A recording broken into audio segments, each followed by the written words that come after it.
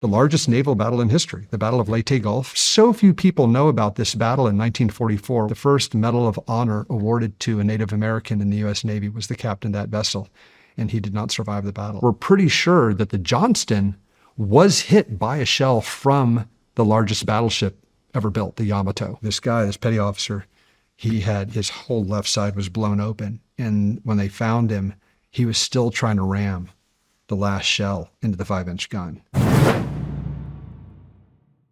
We found the two deepest shipwrecks in history, the USS Johnston in 2021, and then the USS Samuel B. Roberts, a destroyer escort. Both went down during the largest naval battle in history, the Battle of Leyte Gulf, specifically the battle off Samar, which was a part of the larger battle, where a small destroyer flotilla took on the cream of the Japanese Navy, including the largest battleship ever constructed, the Yamato. So few people know about this battle in 1944, where American sailors, with complete and utter disregard for their own safety, charged, in some cases without orders, directly into the teeth of Japanese battleship squadrons to protect the small escort carriers they were guarding. It was the epitome of what we hope for in the naval service in terms of bravery and duty and all those other wonderful things. And they won. By the end of the day, they had attacked with such ferocity, including with the naval aviators that were also doing incredibly brave things. The Japanese taking significant casualties from these tiny ships that they actually thought were cruisers, that they turned around by evening and fled the battle. And at one point, one American sailor watching the Japanese battleships flee the battlefield was screaming out, "Wait, they're getting away!" But the Johnston that fought heroically, in fact, the first Medal of Honor awarded to a Native American in the U.S. Navy was the captain of that vessel, and he did not survive the battle. And the destroyer escort, Samuel B. Roberts, they called it the destroyer escort that fought like a battleship. It went even deeper in the Philippine Trench than the Johnston did. And I was very happy to be the first person to locate the majority of those wrecks.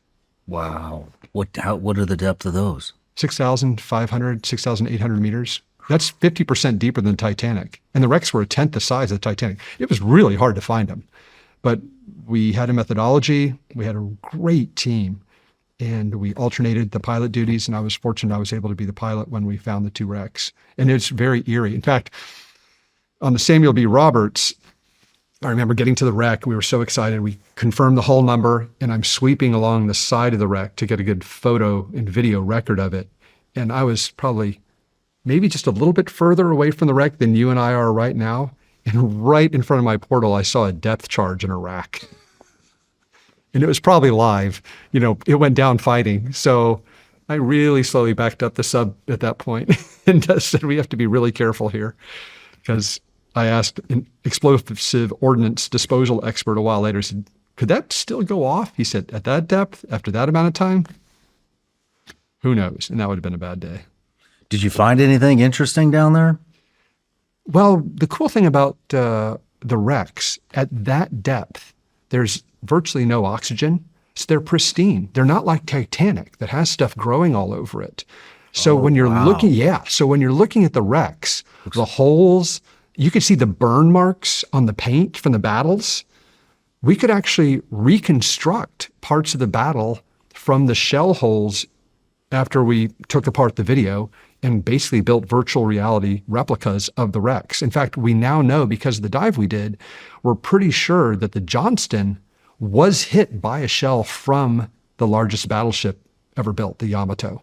We could tell by the shell size because it was the biggest gun ever put on a ship.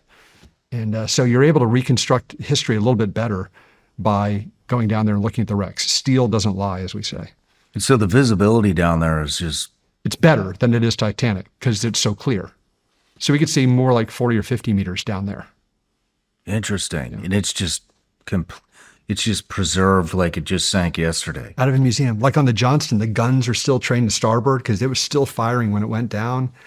And there were some emotional moments too, because I know the history of the ships and what happened. Like there was this one gun on the Samuel B. Roberts where when they abandoned ship, there was this very popular gunner's mate who manned a 5-inch gun on the rear, and it took a direct hit. and they went to go get him to abandon the ship. And this guy, this petty officer, his whole left side was blown open. And when they found him, he was still trying to ram the last shell into the 5-inch gun. And they just, they had to let him be. And that's how he died. And I was right there looking at where a petty officer car, where he perished. And it just still gives me chills. I mean, what those men went through on that day. And who does that? I mean, charging battleships in a destroyer escort with a couple of torpedoes thinking, at least we can slow them down. Just amazing. It is, isn't it? Very proud to have served in the Navy.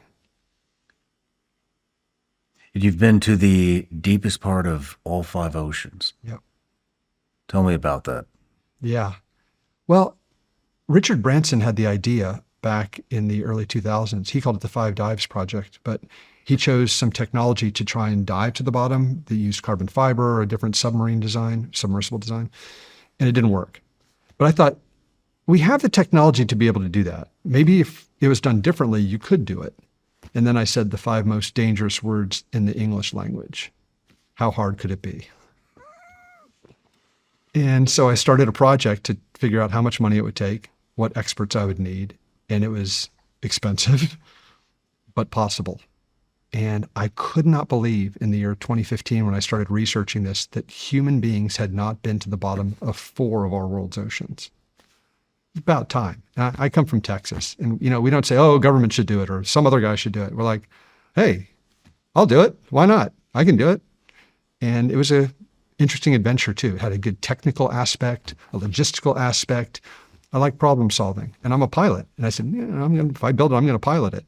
So it was risky in terms of just being able to get it done. We had no idea if it was going to work, but we put together the whole project, and I was able to build like an Ocean's 11 type of team to build the sub, build the logistics, build the surface vessel to support it, the hydrographers to map the ocean floor. All these pieces had to come together, and they did.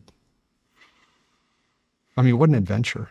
It was great. And we did a lot of amazing science. And I think we sparked at least a little bit more interest in the deep ocean, where there's now more people investing money, governments and individuals, to dive in the deep ocean and investigate it, like the people that bought my system. So sometimes exploration, even if it looks like it's kind of a one-off thing or a look at me kind of thing, I think it can actually have real contributions to science and technology.